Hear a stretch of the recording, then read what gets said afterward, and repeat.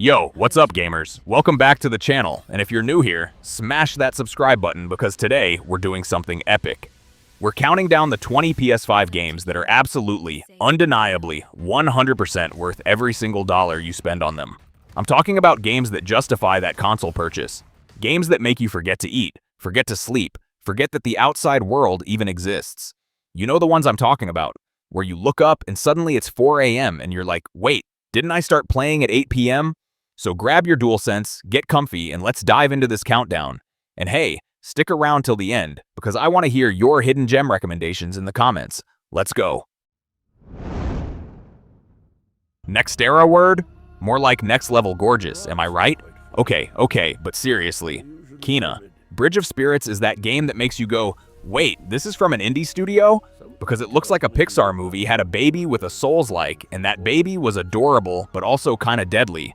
You play as Kena, a spirit guide with a staff that hits harder than your internet arguments, and you're exploring this lush, mystical forest, trying to help tortured spirits find peace.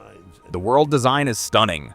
We're talking waterfalls, ancient ruins, bioluminescent plants, the whole 9 yards. It's the kind of game where you stop mid-combat just to screenshot the scenery. And can we talk about the rot? These little fuzzy spirit companions are like if Pikmin and Soot Sprites had the cutest crossover ever. You collect them, they help you in combat, you can dress them up with hats. Hats, people.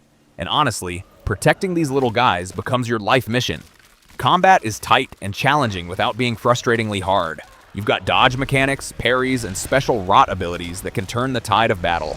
Boss fights are legitimately epic, with attack patterns that'll make you sweat but feel so satisfying when you finally nail that perfect dodge combo. For like $40, this game punches way above its weight class. Absolutely worth it. Alright, who's ready for therapy bills? Because Returnal is gonna mess you up in the best possible way. This is a roguelike third-person shooter that dumps you on an alien planet as Celine, an astronaut stuck in a time loop. Every time you die, and trust me, you will die, you wake up at your crash site and start over. Except the planet reshuffles itself like a cosmic deck of cards, so every run feels fresh and terrifying. The atmosphere is oppressive in the most beautiful way.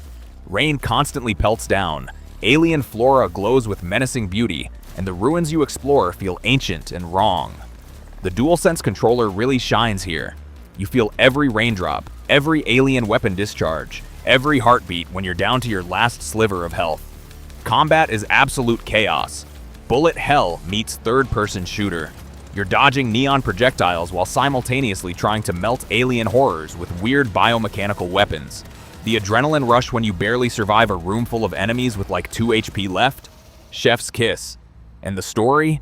Oh man, the story. It's cryptic, psychological, and deeply emotional. You're piecing together what happened to Celine through audio logs and environmental storytelling, and when that narrative hits its stride, it hits.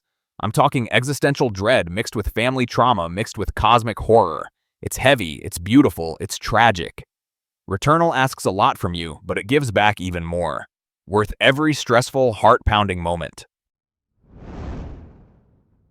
Okay, let's cleanse the palate after that emotional roller coaster with some pure, wholesome, chaotic fun. Sackboy. A big adventure is the platformer you didn't know you needed in your life. Remember Little Big Planet? Same lovable burlap boy, but now in full 3D with PS5 polish that makes everything look like a handcrafted toy box come to life. The level design is insane. 1 minute you're bouncing through a candy kingdom, the next you're navigating a mechanical nightmare, and then boom. Suddenly the level syncs perfectly to Uptown Funk, and you're jumping to the beat while the entire world pulses with music. The licensed soundtrack levels are genuinely some of the most creative platforming you'll ever experience. This game nails that pick up and play magic. Solo is great, but co-op? Chef's kiss. Grab 3 friends and watch the chaos unfold as you're trying to coordinate jumps while simultaneously sabotaging each other for collectibles. Friendships will be tested. Controllers will be thrown. Gently, please. The charm is off the charts. Sackboy's animations alone are worth the price of admission. This little dude has more personality in his stitched face than some entire APA casts. And the costumes? So many unlockable costumes. Want Sackboy in a hot dog suit? Done. Pirate outfit? Yep. Dinosaur onesie? You know it. For families, casual gamers, or hardcore platformer fans, this is a no-brainer purchase. What if I told you that you could experience the best time loop murder puzzle while looking incredibly stylish doing it? Welcome to Deathloop. You're Colt, and you're stuck reliving the same day on an island full of people who want you dead. Your mission? Assassinate 8 targets in a single day to break the loop. Sounds simple, right? Wrong. These targets are spread across the island, they have routines, they interact with each other, and you've got to figure out the perfect sequence of events to set up a chain reaction that lets you kill all 8 before midnight. It's like playing detective, assassin, and puzzle solver all at once. The world building is phenomenal. Black Reef Island has this retro-futuristic 1960s vibe with brutalist architecture and a party-till-you-die atmosphere. Everyone's living in endless hedonism because tomorrow never comes.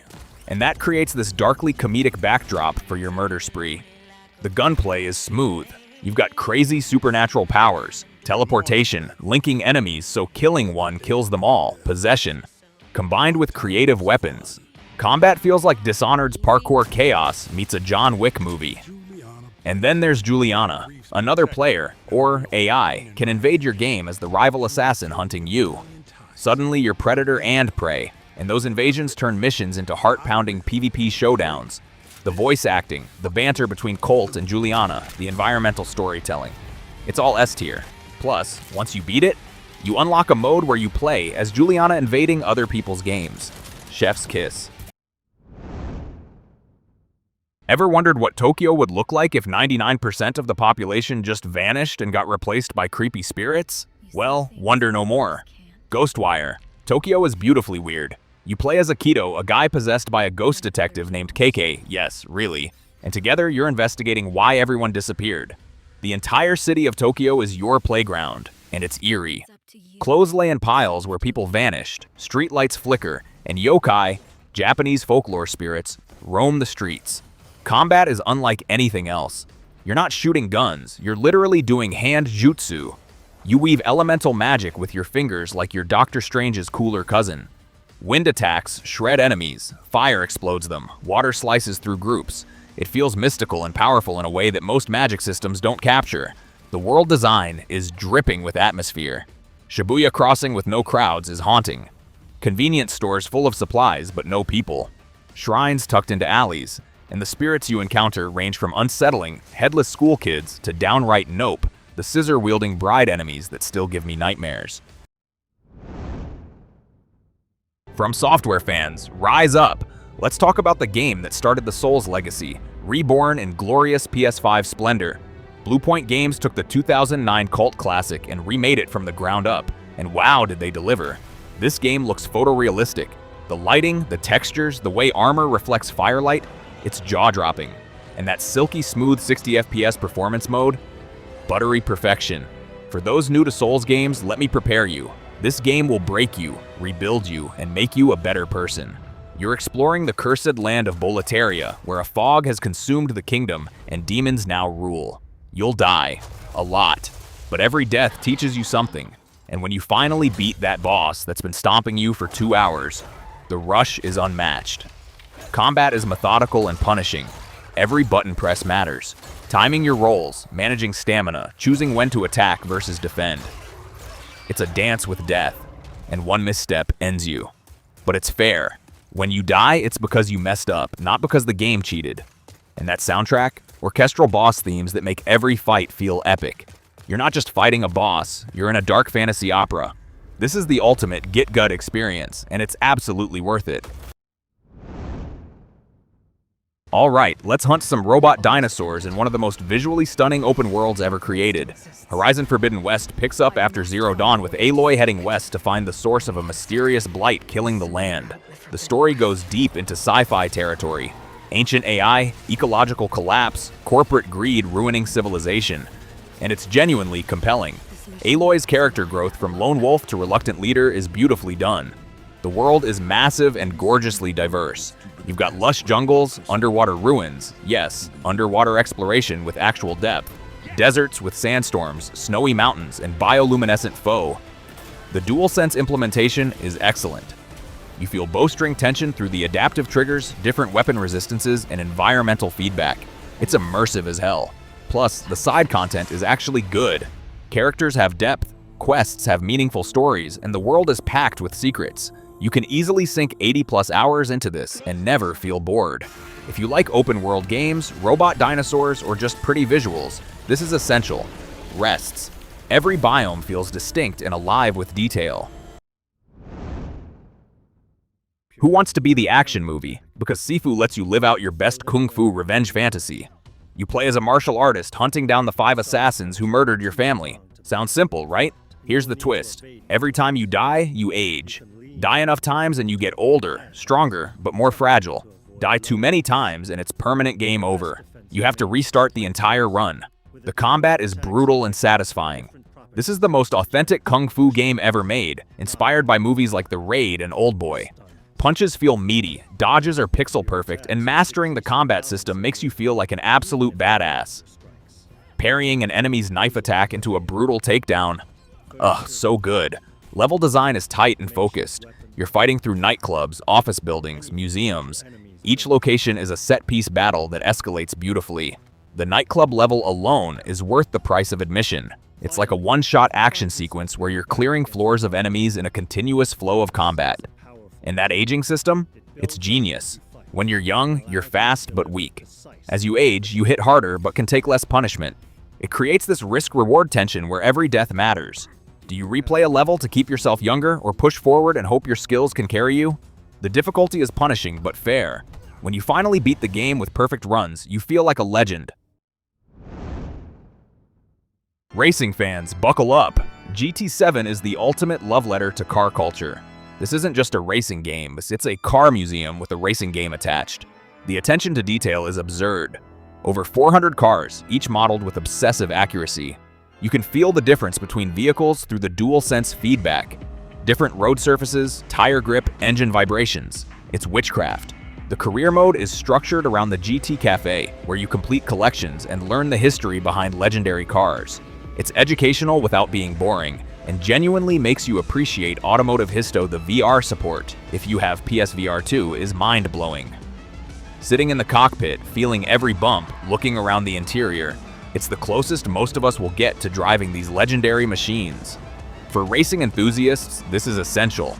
For casual players, it's still accessible enough to enjoy RI. You're not just collecting cars, you're curating a passion project. Wait, don't skip this because it came free with your console. Astro's Playroom is a love letter to PlayStation history and a showcase of what the DualSense can do. This adorable platformer is built into every PS5, and it's pure joy. You're exploring 4 worlds representing the console's components: cooling, GPU, SSD, etc., and each level is packed with PlayStation Easter eggs, references to classic games, cameos from iconic characters, collectible artifacts that show PlayStation history. It's nostalgia overload. The DualSense integration is unreal. You feel raindrops, wind, different surfaces, ice skating, rocket boosters, and everything. It's not a gimmick, it's genuinely immersive. The adaptive triggers create resistance when you're pulling on springs or squeezing water guns. This game teaches you what your controller can do. And if you loved Playroom, Astro, the full game, takes everything to the next level. It's a full-length platformer with creative level design, challenging gameplay, and that same PlayStation love. Boss fights are inventive, mechanics are constantly introduced, and the charm is cranked to 11. Both games are family-friendly, accessible, but deep enough for hardcore platformer fans. Plus, they're just happy games. Pure serotonin. Don't sleep on these. Seriously. Let's talk about the game that made the internet horny for a tall vampire lady. ReVillage picks up after RE7 with Ethan Winter's life getting destroyed again. Poor guy can't catch a break. His daughter gets kidnapped and taken to a creepy European village full of mutant nightmares. And presiding over this nightmare are the 4 lords, each more terrifying than the last. Lady Dimitrescu and her daughters stole the show in marketing, but the real star is the variety. One section is gothic vampire horror in a castle. Another is psychological terror with a creepy doll. Then you're in a swamp fighting a fish monster. Then steampunk factory horror. It's like Resident Evil's greatest hits album. And can we talk about Duke, the merchant? This man is the size of a minivan, infinitely charming, and somehow deeply mysterious. I have questions, Capcom. So many questions.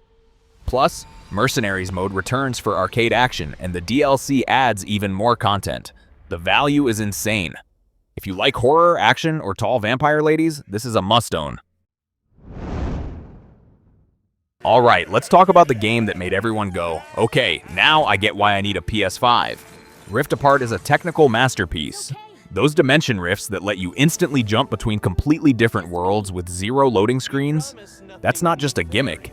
That's flexing the PS5's SSD like it's at the gym. You'll be mid-combat in a neon city, jump through a portal, and bam, you're in a pirate dimension fighting robot space pirates, seamlessly. The story picks up after the 2016 game with Ratchet and Clank getting separated across dimensions. Enter Rivet, a female lumbax who is instantly iconic. Seriously, within 1 hour you're like, I would die for Rivet. She's tough, vulnerable, funny, and her dynamic with her dimension's Clank, called Kit, is genuinely heartwarming. Visually, this game is stupid pretty. Ray tracing makes everything shiny and reflective. Particle effects explode across the screen like fireworks, and the art direction is that perfect Pixar meets sci-fi aesthetic. Every planet feels unique and alive with personality. Weapons are bonkers creative.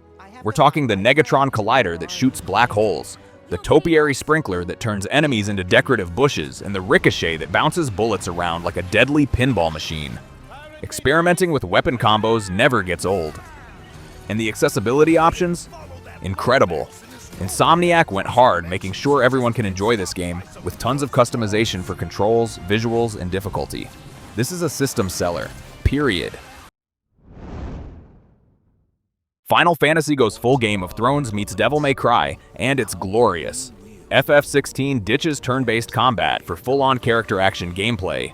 You play as Clive Rosfield in a dark fantasy world where people can summon kaiju-sized god beasts called icons. Political intrigue, betrayal, war, slavery. This game doesn't pull punches with its mature themes. The combat is spectacle. You're juggling combos, dodging attacks, and unleashing devastating icon abilities. When you unlock powers from different summons and start chaining them together, it's Devil May Cry levels of stylish. And the boss fights. Oh, the boss fights.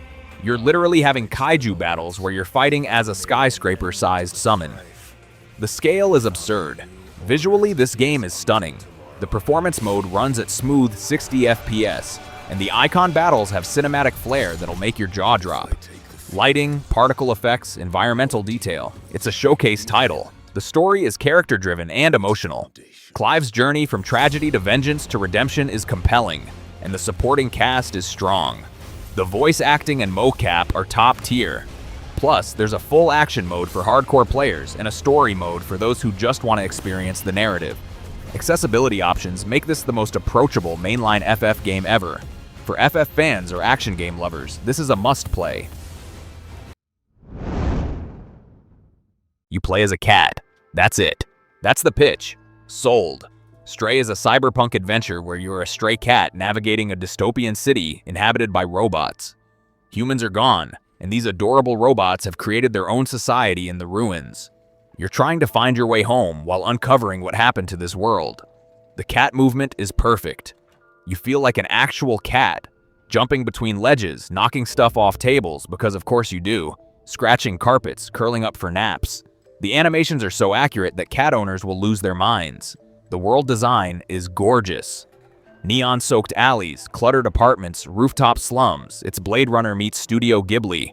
The verticality of the city makes exploration feel organic and rewarding. And the robots you meet?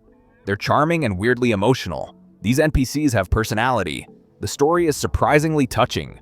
It's about loneliness, companionship, and what it means to be alive. The bond between you and your robot companion B12 is genuinely heartwarming. And the ending? Bring tissues. Plus, the Zerks, the enemies, are horrifying. These swarming alien creatures create genuine tension in a game that's otherwise chill. When you're running from a horde of Zerks, your heart pounds. It's a shorter game, 5 to 8 hours, but it's perfectly paced and never overstays its welcome. Every moment feels purposeful. Also, meow button. You can meow whenever you want. Game of the generation. Grab your player too, because this is co-op only, and it's the best co-op experience ever made. It Takes Two is about a couple, Cody and May, going through a divorce. Their daughter's tears magically turn them into dolls, and they're forced to work together to find a way back to their bodies. What follows is a genre-blending, wildly creative adventure through imaginative worlds. Every level introduces new mechanics. One chapter, you're time manipulating and cloning yourselves. Another, you're shrinking and riding beetles. Then you're piloting planes. Then you're in a music rhythm section. The game never repeats itself. Just when you think you've seen everything, it throws another curveball. The co-op design is genius. Puzzles require actual communication and teamwork. You have to work together. There's no carrying here. It forces cooperation in the best way. And when you nail a perfectly coordinated puzzle solution, chef's kiss. The story is surprisingly emotional. Beneath the whimsical gameplay is a genuine exploration of relationships, compromise, and communication. It doesn't preach, but it has something to say about love and partnership. Do you want to swing through New York as two Spider-Men with a symbiote subplot? Of course you do. Spider-Man 2 takes everything the first two games did and cranks it up. You're playing as both Peter Parker and Miles Morales, switching between them as the story demands. Peter's dealing with the Venom symbiote corrupting him. Miles is coming into his own as a hero, and together they're facing threats like Kraven the Hunter and Venom. The web swinging is perfection. It's faster, smoother, and more dynamic than ever. With the new web wings, you're gliding across the city at insane speeds. The traversal alone is worth the price. You can spend hours just swinging around Manhattan and feeling like an absolute superhero. Combat has been refined beautifully.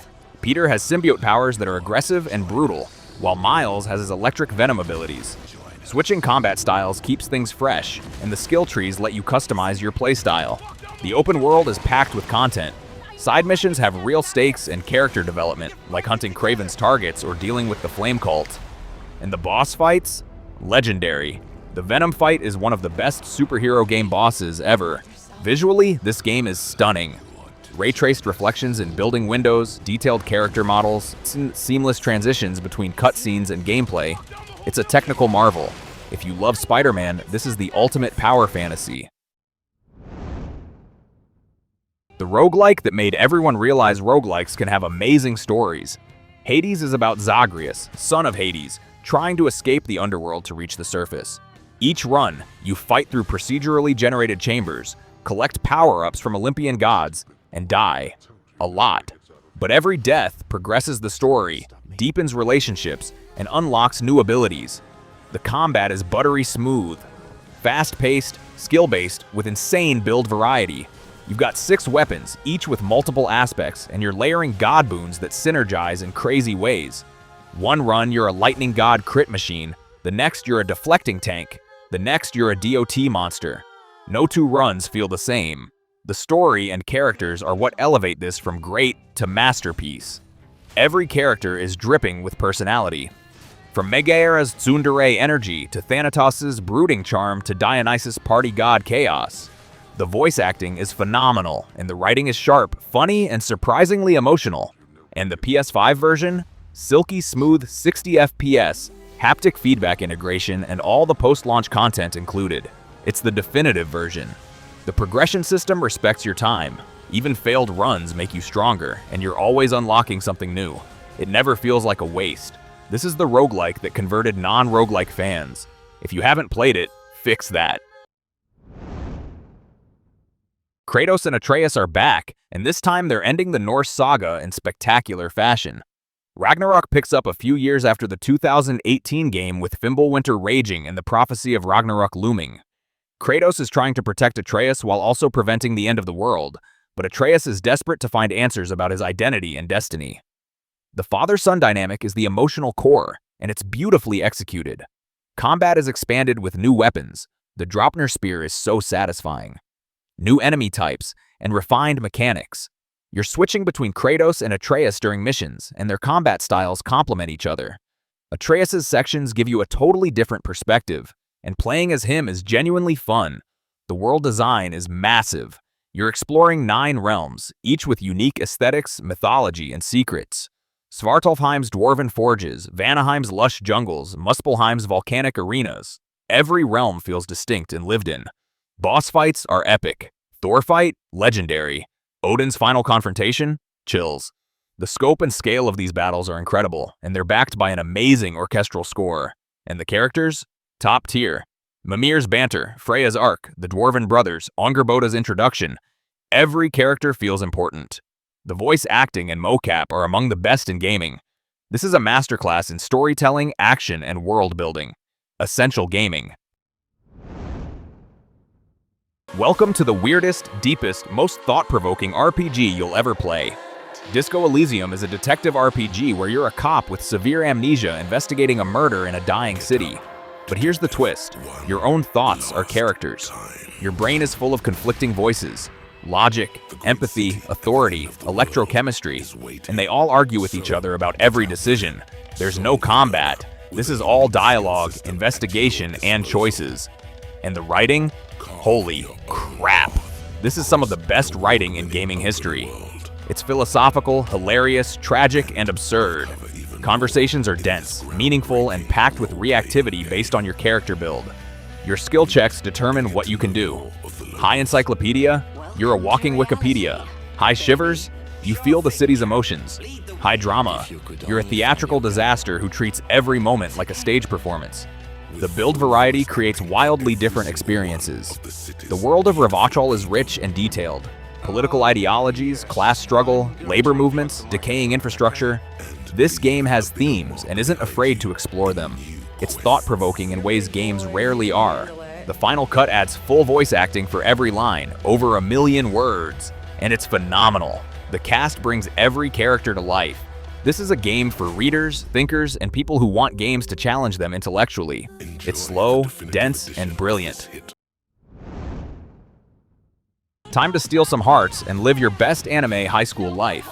P5 Royal is the definitive version of one of the greatest JRPGs ever made. You're a high school student in Tokyo who moonlights as a phantom thief, diving into the warped desires of corrupt adults and changing their hearts. It's part social sim, part turn-based RPG, and all style. The style is unmatched. The UI, the music, the animations, the menu transitions, everything oozes cool. The jazz-infused soundtrack is legendary, and tracks like Last Surprise and Rivers in the Desert are iconic. The social sim aspect is addictive. You're managing relationships with friends, confidants, studying for exams, working part-time jobs, and exploring Tokyo. Building these relationships unlocks combat abilities and deepens the story. Every character feels real and lovable. Combat is strategic turn-based with the Persona system. You're exploiting enemy weaknesses, collecting personas, basically Pokemon but cooler, and fusing them to create powerful combos. Boss fights require strategy and preparation. The story tackles heavy themes: abuse, corruption, societal pressure, justice, wrapped in a supernatural heist plot. The villains are despicable in ways that make you want to change their hearts. And Royal adds a massive amount of content. New semester, new characters, quality of life improvements. It's already a 100+ hour game, and Royal makes it even bigger. If you like JRPGs, style, or great stories, this is essential. And there you have it, gamers. 30 PS5 games that are absolutely 100%, no questions asked, worth every dollar. From samurai epics to cosmic horror, from emotional journeys to adrenaline-pumping action, the PS5 library is stacked. But here's the thing. I know I missed some of your favorites. Maybe you're sitting there screaming at your screen like, how could you not mention? And that's exactly what I want. Drop your hidden gem PS5 games in the comments below. What game do you think deserves to be on this list? What game made you feel like your money was well spent? And hey, if you enjoyed this countdown, do me a solid. Smash that like button, it genuinely helps the channel grow. And if you're not subscribed yet, hit that subscribe button and turn on notifications because we've got more gaming content coming your way. Reviews, guides, tier lists, hot takes, all the good stuff. Thanks so much for watching, gamers. Now get out there and play some of these bangers. I'll catch you in the next video. Peace.